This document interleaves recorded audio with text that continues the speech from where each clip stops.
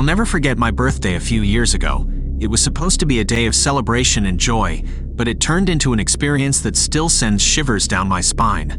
My friends had planned a surprise party for me at an old, supposedly haunted mansion on the outskirts of town. It was all in good fun, as we were all intrigued by the idea of spending the night in a spooky place.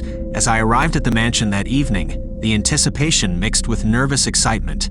The dilapidated exterior of the mansion seemed to whisper stories of its past, stories of tragedy and darkness. The inside was equally eerie. The air was musty, and the sound of creaking floorboards echoed through the halls as we explored the rooms. Decorations adorned the walls, casting eerie shadows in the dim light, but what stood out were the flickering candles and the Ouija board set up in the center of the room. Something I hadn't expected and wasn't entirely comfortable with. As the night wore on, we gathered around the Ouija board, skeptical but curious. We placed our hands on the planchette and started asking questions. At first, it was all light-hearted and fun, but then the planchette began to move on its own. It spelled out words that sent a chill down my spine, a name none of us recognized, and messages that seemed to be pointing to something ominous. As we continued to use the Ouija board, the atmosphere in the room grew heavy, and an unsettling feeling settled over us. It was as if we had stirred up something that we shouldn't have.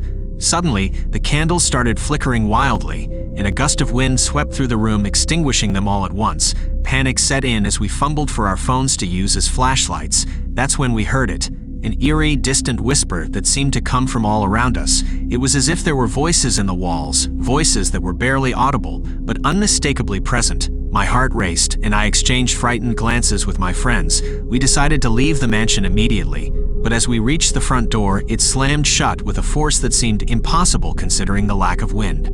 The terror in the air was palpable, and our attempts to open the door were in vain. Panic set in as we realized we were trapped. The whispering grew louder, and we could hear faint footsteps echoing in the hallway. It felt like a nightmare come to life. We huddled together in the center of the room, feeling as if we were being watched by unseen eyes. Hours passed, and the atmosphere remained suffocating. Just as suddenly as it had started, the whispering ceased, and the front door swung open. We wasted no time and rushed outside, the cold night air feeling like a breath of freedom. The sun was beginning to rise, and the darkness seemed to retreat. We never truly understood what had happened that night, but the sense of dread and the whispering voices still haunt my memories.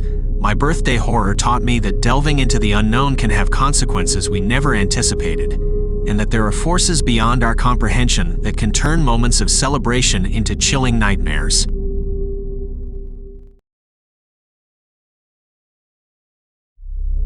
I can hardly believe I'm sharing this, but perhaps it's time to let this weight off my chest. My birthday last year was supposed to be a memorable one, but it turned into a nightmare that I can't escape, no matter how hard I try to forget. My friends and I had rented a remote cabin in the woods for a weekend getaway to celebrate. The cabin was old, with a rustic charm that initially seemed inviting. But as night fell on my birthday, an unsettling feeling settled in the pit of my stomach. We decided to play a game of hide-and-seek to add some excitement to the evening. I was it, and I counted while my friends scattered into the darkness. The woods around the cabin were dense, the trees casting eerie shadows in the moonlight.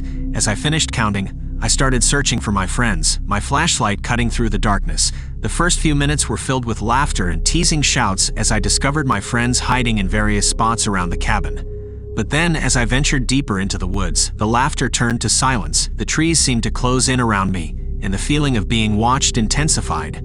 I called out for my friends, but there was no response, only the rustling of leaves and the distant hoot of an owl. That's when I saw it, an obscure figure standing just at the edge of my flashlight's beam. My heart caught in my throat as I strained to see more clearly. The figure was tall and emaciated, its eyes glinting with an otherworldly light. Its features were distorted, like a human face twisted into a grotesque mask. I stumbled back, my heart pounding, as the figure started to move toward me with an unnatural, jerky motion. I turned and ran, crashing through the underbrush as I tried to escape. I could hear the figure pursuing me, its footsteps sounding like a distorted echo. I finally burst into a small clearing and stopped, panting, my flashlight shaking in my trembling hand. The figure was nowhere to be seen, but the woods were alive with unsettling noises, whispers that seemed to come from all directions, leaves rustling even though there was no wind. I felt an overwhelming sense of dread. A feeling that I was intruding into a place I shouldn't have. Just as I thought I was losing my mind, my friends burst into the clearing, their faces pale and terrified. They had seen the figure too, lurking at the edge of their vision. a presence that seemed to materialize and vanish at will. We wasted no time and hurried back to the cabin, locking the doors and windows as if that could keep the terror at bay. The rest of the night was spent in fearful silence, our ears strained to catch any abnormal sound. Every creak of the cabin seemed to herald the return of the figure. Morning came, the sun's light dispelling the shadows, and we left the cabin as quickly as we could.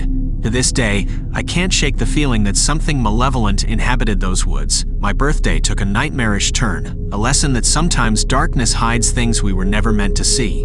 The figure, its twisted face, and the whispers in the woods remain etched into my memory, a chilling reminder that there are forces beyond our understanding that can turn a celebration into a living nightmare.